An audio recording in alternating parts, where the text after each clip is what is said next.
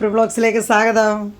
ഇന്ന് ഞാൻ കൊച്ചു ചോളം, ചെറിയ ചോളമാണ് എടുത്തിരിക്കുന്നത്. നമുക്കിന്ന് ചോളം വെച്ചൊരു മസാല ഉണ്ടാക്കിയാലോ. അപ്പം ഞാൻ ചെറിയ ചോളം കിട്ടി. അപ്പം നമുക്കിതൊന്ന് പുഴുങ്ങിയെടുക്കാം. കഴുകിയൊന്ന് വൃത്തിയാക്കട്ടെ. അപ്പം ഞാനത് സ്റ്റീമർ അടുപ്പി വെച്ചിട്ടുണ്ട്. നമുക്കതിനകത്തൊന്ന് പുഴുങ്ങിയെടുക്കണം, ആവിയിൽ പുഴുങ്ങിയെടുക്കാം. അപ്പം ഞാനതെല്ലാം ഒന്ന് നിരത്തി വയ്ക്കട്ടെ. കഴുകി വൃത്തിയാക്കിയതാണ്, ചെറിയ ചോളമാണ്.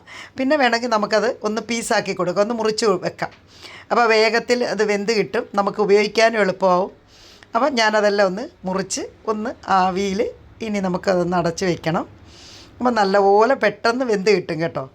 അപ്പം നമുക്ക് അതൊക്കെ ഒന്ന് അടച്ച് വെച്ച് ചോളം ഒന്ന് വേവിച്ചെടുക്കാം.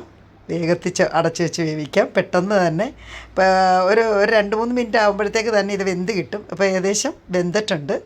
അപ്പോൾ നമുക്കിനി വേറൊരു ബൗളിലോട്ട് ഇത് മാറ്റാം. നല്ല ചോളമൊക്കെ നല്ലപോലെ വെന്ത് ആയിട്ടുണ്ട്. നമുക്കിനി വേറൊരു ബൗളിലോട്ട് മാറ്റിയെടുക്കാം. അപ്പോൾ ഇനി നമുക്ക് അതിൻ്റെ മസാലക്കൂട്ടാണ് തയ്യാറാക്കേണ്ടത്. അതിനായിട്ട് നമുക്ക് ഒരു പാൻ അടുപ്പിൽ വെക്കണം. അപ്പോൾ ഞാനിതെല്ലാം ഒന്ന് ഒരു ബൗളിലോട്ട് എടുത്ത് മാറ്റി കഴിഞ്ഞ് ഇനി നമുക്ക് ഒരു പാൻ അടുപ്പിൽ വെച്ച് അതിൻ്റെ മസാലയുടെ കാര്യങ്ങളൊക്കെ തയ്യാറാക്കാം. അപ്പം കടായി എടുത്ത് വെച്ച് നമുക്കിനി ഇതിനകത്ത് ബട്ടറിനകത്താണ് ഇത് ശരിയാക്കുന്നത്. അപ്പോൾ നമുക്കൊരു നല്ല പീസ് ബട്ടർ ഇടാം. അതൊന്ന് മെൽറ്റായി വരട്ടെ. നല്ലപോലെ നമുക്കൊന്ന് ഇളക്കി അത് മൊത്തം ഒന്ന് മെൽറ്റായി വരണം. അപ്പോൾ അതിന് ശേഷമാണ് നമുക്ക് ചേർക്കേണ്ടത് മസാലക്കൂട്ട്. പ്രത്യേകിച്ച് കൂടുതൽ 1, 2, 3, 4 ഐറ്റമേ ഉള്ളൂ കേട്ടോ. അപ്പോൾ നിങ്ങൾക്ക് എളുപ്പത്തിൽ ചെയ്യാം. കൊച്ചുങ്ങൾക്കൊക്കെ വൈകിട്ട് വരുന്ന 4 മണി കൊച്ചുങ്ങൾക്കൊക്കെ കൊടുക്കാം, കുട്ടികൾക്കൊക്കെ കൊടുക്കാം, നമുക്കും കഴിക്കാം. നല്ലതാണ്, ചോളം ആയതുകൊണ്ട് മറ്റു കുഴപ്പങ്ങളൊന്നുമില്ല. അപ്പം അതൊക്കെ ഒന്ന് നല്ലപോലെ മെൽറ്റായി വരുന്നുണ്ട്. അപ്പം നമുക്ക് ഇതിനകത്തോട്ട് നല്ലപോലെ ഒന്ന് ഇളക്കണം. കാരണം ഞാൻ ആ ബട്ടർ ആയതുകൊണ്ടാണ്, അപ്പം ഫ്രീസറിൽ ഇരുന്നത് കൊണ്ടാണ് കേട്ടോ. അപ്പോൾ പെട്ടെന്ന് ആയിക്കോളും. അപ്പോൾ ഞാനതൊന്ന് ഉരുകി വരുന്നത് വരെയുള്ള വെയിറ്റിങ്ങേ ഉള്ളൂ. അപ്പം ഞാൻ കുറച്ച് മുളകും ചതച്ചെടുത്ത് വെച്ചിട്ടുണ്ട്. പിന്നെന്ന് പറഞ്ഞാൽ അതിന് ചേർക്കാനുള്ള കുറച്ച് മുളക് പൊടി, ലേശം ഒരു ചെറിയ ടീസ്പൂൺ മുളക് പൊടി മാത്രം മതി. നമുക്ക് കുറച്ച് ഞാൻ എടുത്തിട്ടുള്ളല്ലോ. മാത്രമല്ല അപ്പോൾ കുട്ടികൾക്ക് കൂടുതൽ എരിവൊന്നും വരരുതല്ലോ. അപ്പോൾ അതുകൊണ്ട് അതൊക്കെ ഏകദേശം മെൽറ്റായി. അപ്പം കുറച്ച് മുളക് ചതച്ച് ചില്ലി ഫ്ലേക്സ് എടുത്തിട്ടുണ്ട്. അതിൻ്റെ കൂട്ടത്തിൽ തന്നെ ലേശം നമ്മുടെ മുളക് പൊടി എടുത്തിട്ടുണ്ട്. അപ്പം നമുക്കിനി മുളക് പൊടി ഇടാം.